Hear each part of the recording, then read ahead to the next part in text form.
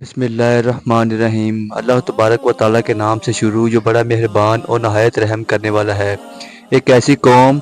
جب اس قوم کو بھوک لگتی تو اللہ تبارک و تعالیٰ اس قوم کے لیے آسمانوں سے کھانے نازل فرماتا، اور جب اس قوم کے کپڑے خراب ہو جاتے اور نیت کر کے سوتے تو صبح ان کے کپڑے دھلے دھلائے اور صاف ستھرے ملتے، اور جب اس قوم کے ناخن یا بال بڑے ہو جاتے اور یہ رات کو نیت کر کے سوتے تو صبح ان کے بال اور ناخن ان کو صحیح اور اچھی حالت میں ملتے۔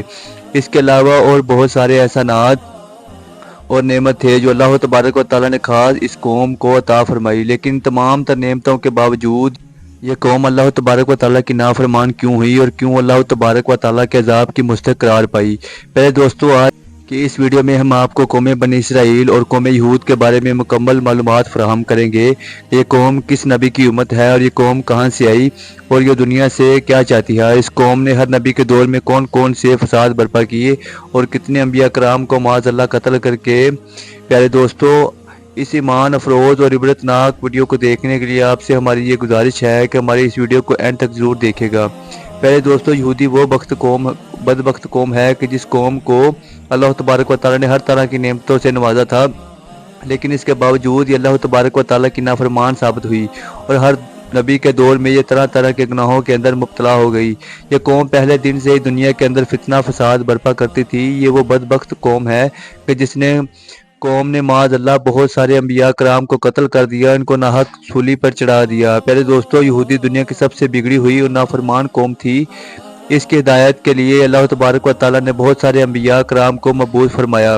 لیکن اس قوم نے ہر دور میں اللہ تبارک و تعالیٰ کی انبیاء کرام کو جھٹلایا اور معاذ اللہ ان کو تکلیف پہنچائی۔ 1,24,000 انبیاء کرام میں سے سب سے زیادہ نبی قوم بنی اسرائیل کی طرف بھیجے گئے، اور اس قوم کی ہدایت کے لیے اللہ تبارک و تعالیٰ نے اس قوم کو اس قدر نعمتوں سے نوازا کہ یہ قوم اللہ تبارک و تعالیٰ سے جو مانگتی اللہ تبارک و تعالیٰ ان کو وہی عطا فرماتا، اور یہی وہ قوم تھی کہ جس کے لیے اللہ تبارک و تعالیٰ نے آسمانوں سے من و سلوہ اتارا، لیکن اس کے باوجود یہ قوم اللہ تبارک و تعالیٰ کی نافرمانیاں کرنے لگی اور طرح طرح کے گناہوں کے اندر مبتلا ہو گئی، اور اللہ تبارک و تعالیٰ کی ذات کو چھوڑ کر شرک و بت پرستی کے اندر مبتلا ہو گئی۔ یہ بدبخت لوگ اللہ تبارک و تعالیٰ کی کتابوں میں رد و بدل کیا کرتے اور اللہ تبارک و تعالیٰ کی نازل کردہ آیات کو پیسوں کے بدلے بیچا کرتے۔ اس بدبخت قوم پر اللہ تبارک و تعالیٰ نے جو کتابیں نازل فرمائی، یہ ان پاک کتابوں میں سے اپنے مطلب کی باتیں لے لیتے اور دوسری باتوں کو چھوڑ دیتے۔ اس طرح یہ صرف اللہ تبارک و تعالیٰ کے ان احکامات پر عمل کرتے جو ان کو اچھے لگتے اور باقی دوسرے احکامات کو چھوڑ دیتے۔ یہ قوم ایسی قوم تھی کہ دوسرے لوگوں کو نیک کام کرنے کا حکم دیتی لیکن خود اس پر عمل نہ کرتی۔ پہلے دوستو، یہودی قوم دنیا کی سب سے فسادی اور جھوٹی قوم ہے۔ اس قوم پر اللہ تبارک و تعالیٰ نے متعدد بار لعنت فرمائی ہے۔ یہ قوم حضرت ابراہیم علیہ السلام کے بعد وجود میں آئی۔ اللہ تبارک و تعالیٰ نے حضرت ابراہیم علیہ السلام کو 2 بیٹے عطا فرمائے تھے، ایک کا نام حضرت اسماعیل علیہ السلام اور دوسرے کا نام حضرت اسحاق علیہ السلام تھا۔ حضرت اسحاق علیہ السلام میں سے حضرت یعقوب علیہ السلام پیدا ہوئے، جن کو اللہ تبارک و تعالیٰ نے منصب نبوت پر فائز فرمایا، اور حضرت اسحاق علیہ السلام کا ایک نام یا لقب اسرائیل بھی تھا، اس لیے ان میں سے پیدا ہونے والی قوم کو بنی اسرائیل کہا جاتا ہے۔ حضرت اسحاق علیہ السلام کے بیٹے حضرت یعقوب علیہ السلام کی 4 بیویاں تھیں، جن میں سے 12 بیٹے پیدا ہوئے، اور ان 12 بیٹوں میں سے سب سے چھوٹے بیٹے کا نام حضرت یوسف علیہ السلام تھا، جن کو اللہ تبارک و تعالیٰ نے منصب نبوت پر فائز فرمایا تھا، اور انہی 12 بیٹوں میں سے ایک بیٹے کا نام یہودا تھا، جس میں سے قوم یہود پیدا ہوئی۔ روایات میں آتا ہے کہ حضرت یعقوب علیہ السلام کی اولاد میں سے اللہ تبارک و تعالیٰ نے 70,000 انبیاء کرام کو پیدا فرمایا، اور آپ کی نسل میں 70,000 انبیاء کرام پیدا کیے گئے، اور حضرت یوسف علیہ السلام کے بعد آپ کے تمام بھائی نبی ہوتے رہے۔ حضرت یوسف علیہ السلام کے زمانہ حکومت میں جب مصر کے اندر قحط سالی ہوئی تو ان کے بھائی بھی قحط سالی کی وجہ سے مصر کے اندر آ گئے اور حضرت یوسف علیہ السلام کے پاس رہنے لگے۔ حضرت یوسف علیہ السلام کے بعد جب فرعون کا زمانہ آیا تو فرعون نے ان کو اپنا غلام بنا لیا، اور یہ کئی سالوں تک فرعون کی غلامی کرتے رہے۔ حضرت موسیٰ علیہ السلام کے زمانے میں قوم بنی اسرائیل کے 12 قبیلے تھے، اور یہ تمام کے تمام قبیلے فرعون کے غلام تھے، اور یہ بت پرستی اور کفر و شرک کے اندر مبتلا ہو چکے تھے۔ بنی اسرائیل کی یہ قوم 360 تک فرعون کی غلامی کرتی رہی اور کفر و شرک کے اندر مبتلا رہی، اور ان کی ہدایت کے لیے اللہ تبارک و تعالیٰ نے حضرت موسیٰ علیہ السلام کو مبعوث فرمایا۔ فرعون اس قوم پر طرح طرح کی ظلم و ستم کرتا اور ان سے اپنی عبادات کرواتا، چنانچہ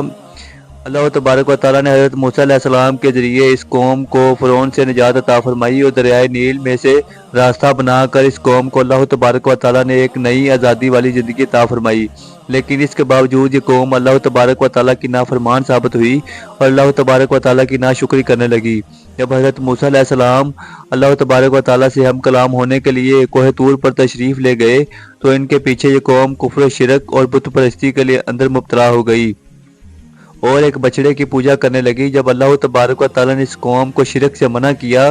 اور اس بچڑے کو ذبح کرنے کا حکم دیا تو یہ قوم طرح طرح کے بہانے بنانے لگی اور 5 مرتبہ حضرت موسیٰ علیہ السلام کو کوہ طور پہاڑ پر بھیجا تھا کہ وہ اپنے رب سے ٹھیک ٹھیک حکم لے کر آئیں۔ یہ صرف اس لیے تھا کہ یہ قوم اس گائے کو ذبح کرنے سے بچ سکیں اور اس طرح اس کی پوجا کرتے رہیں۔ پہلے دوستو، فرعون کی ہلاکت اور حضرت موسیٰ علیہ السلام کے بہت سارے معجزات کو دیکھنے کے باوجود بھی یہ قوم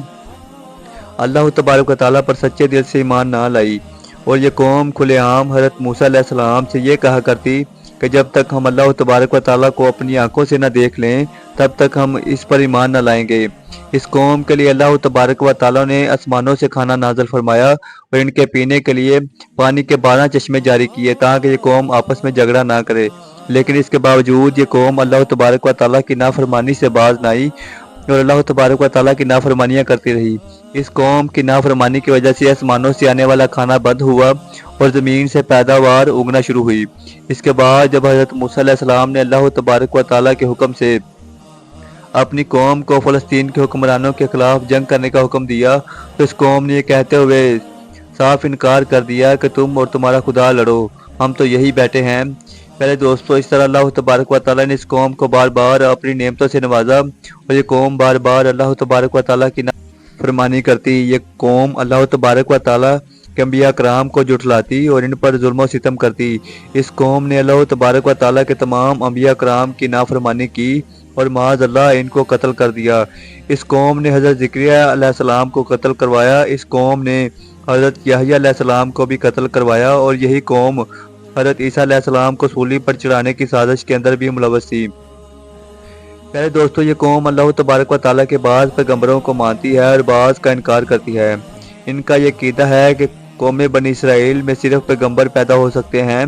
اس کے علاوہ کسی اور قوم میں کوئی پیغمبر پیدا نہیں ہو سکتا۔ یہی وجہ ہے کہ یہ لوگ بنی اسرائیل کے پیغمبروں کو پیغمبر مانتے ہیں اور بنی اسرائیل کے پیغمبروں کو یعنی حضرت محمد مصطفیٰ صلی اللہ علیہ وسلم کو نبی نہیں مانتے، کیونکہ ہمارے آخری نبی حضرت محمد صلی اللہ علیہ وسلم بنی اسرائیل میں نہیں بلکہ بنی اسماعیل میں پیدا ہوئے۔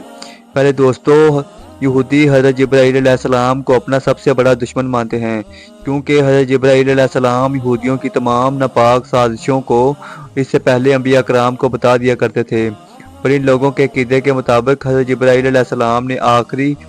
نبوت کے لیے غلط ہستی کا انتخاب کیا ہے، کیونکہ ان کے عقیدے کے مطابق آخری نبی بھی بنی اسرائیل میں سے ہونا چاہیے،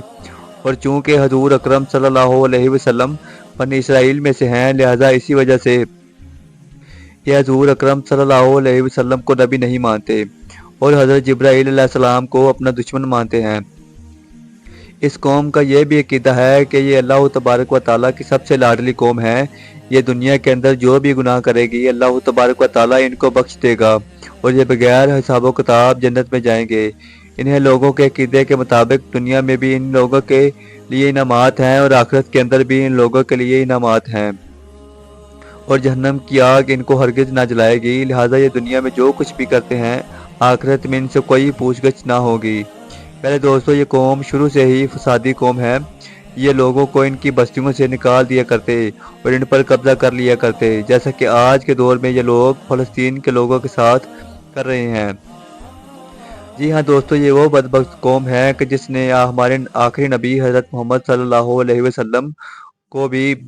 طرح طرح کی تکلیف دینے کی کوشش کی اور ان پر معاذ اللہ جادو کروایا۔ اس قوم نے زمین کے اندر 2 بڑی جنگیں کر کے زمین میں فساد پھیلایا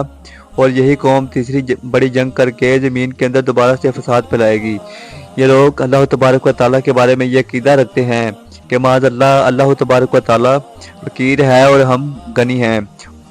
اور دنیا کی تمام سہولتیں، ناز اور نعمتیں ہمارے قبضے میں ہیں، یہ وہی لوگ کھا سکتے ہیں جن کو ہم کھلانا چاہیں۔ پہلے دوستو، یہودی کے 8 ایسے قائد ہیں جن کی بنا پر ان لوگوں کو کافر کہا جاتا ہے۔ نمبر 1، یہ اللہ تبارک و تعالیٰ کو مجسم مانتے ہیں، یعنی اللہ تبارک و تعالیٰ بھی ہماری طرح ایک جسم رکھتا ہے، جبکہ اللہ تبارک و تعالیٰ شکل و صورت میں اور جسم سے پاک ہے۔ اور اس کے علاوہ یہ قوم حضرت موسیٰ علیہ السلام اور حضرت عزیر علیہ السلام کو اپنا نبی مانتی ہے۔ ان کے علاوہ باقی تمام تر انبیاء کرام کو یہ قوم جھٹلایا کرتی ہے۔ یہ لوگ حضرت عزیر علیہ السلام کو اللہ تبارک و تعالیٰ کا بیٹا مانتے ہیں، اور انہی لوگوں نے تورات کے اندر بھی تبدیلی کی۔ یہ لوگ حضرت عیسیٰ علیہ السلام کا انکار کرتے ہیں، حضرت عیسیٰ علیہ السلام کو اپنا دشمن اور مسیح دجال کو اپنا دوست اور مسیحا مانتے ہیں۔ ان لوگوں کے عقیدے کے مطابق حضرت عیسیٰ علیہ السلام معاذ اللہ دجال ہے اور دجال ان کا مسیح ہے۔ اس وجہ سے اللہ تبارک و تعالیٰ